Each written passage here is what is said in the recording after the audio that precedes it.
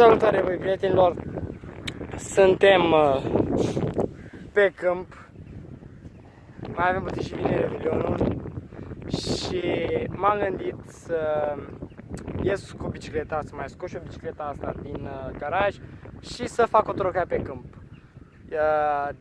Pentru că afară a fost soare și încă e foarte frumos, în 14 grade afară, dar bate vântul și asta nu prea îmi convine. Și îmi cer scuze pentru sunetele pe care o să le auziți pe fundal, pentru că e din cauza vântului, sunt din cauza vântului.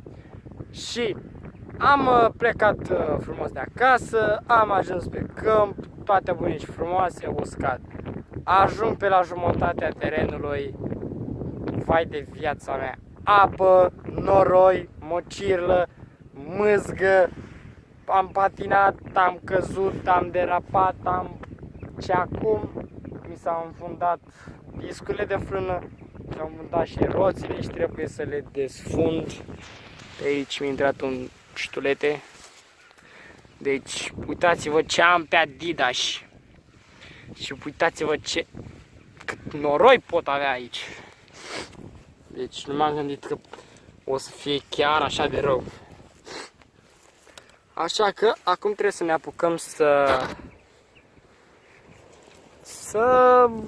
dăm noroiul ăsta jos. De-abia aștept să vină anul 2018, pentru că de ziua mea îmi voi lua un ATV de 125 de cai sau 250, vom vedea.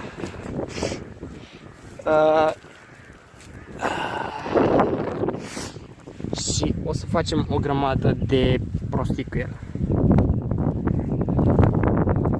Mamă, băi, ce patinează picioarele! Deci, uitați-vă cum e cauciucul din față. Trebuie să desfund, băi, frate.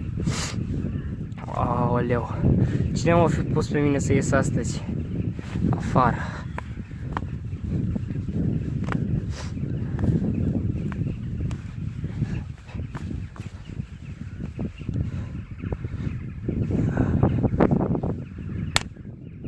Oh, nu.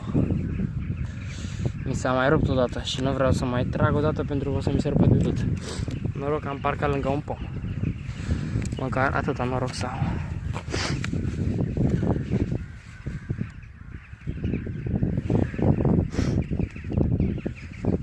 A focalizat? A focalizat, cred.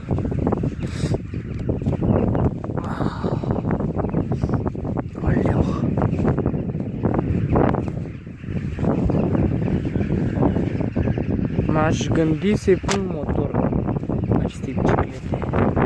Aleu, ce vânt bate, frate!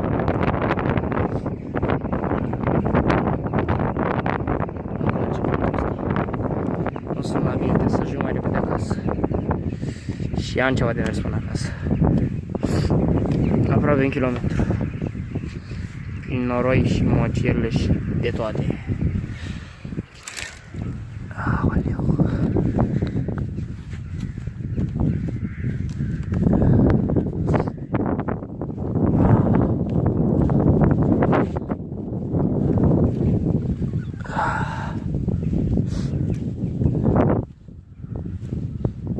Să vedem dacă este totul ok. Bicicleta și vom pleca la drum. Iar mi s-a înfundat. Băi, frate, nu cred așa ceva.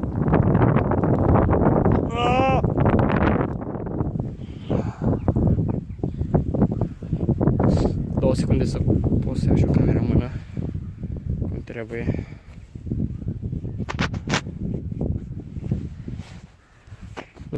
Am fost nevoie să schimb camera pentru că nu puteam să și împing. Ce bine stă păr. Așa.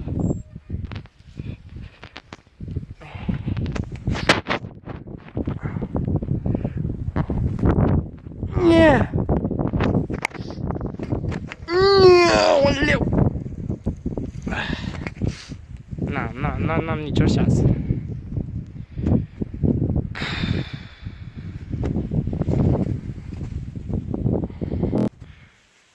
Băi fraților, cam așa arată bicicleta mea după ce am rămas înțepenit cu ea. Și aștept acum băieții. Da. Băi băieților, suntem pe câmp. Am rămas înțepenit. Au venit băieții să mă scoată cu bicicletele. M-au scos din partea aia de acolo.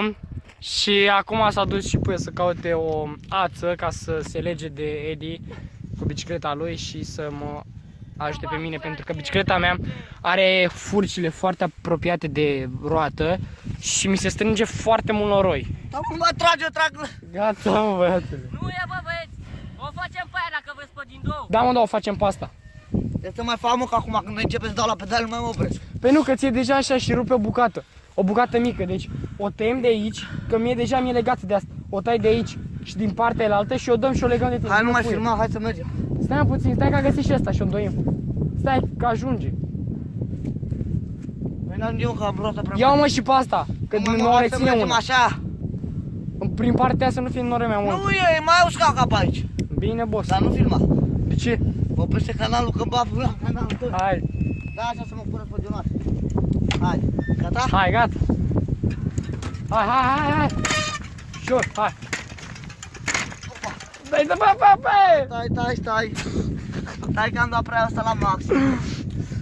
Trebuia să-mi ajut trepiedul cu mine. Mie îmi place de Davi, băi. Da, mai și până tine, Davi, ca să mai veni după tine pe câmp. Ia. Hai Hai. că s-a desfăcut. Gata? Da, așa. Băi, dați branul! Blană-i dau. Hai. Hai, dai brană, tată! Da, așa. Bă, băi, dar nu ocupați tot drumul! Ce faci, mă? Ce bă, mă. Cu ce are bicicleta ta? Am prins de mol și tu răznești acum. Aolo. Ia așa faci. Și uite, a început să ducă axul ăsta de aici. Când o forțezi,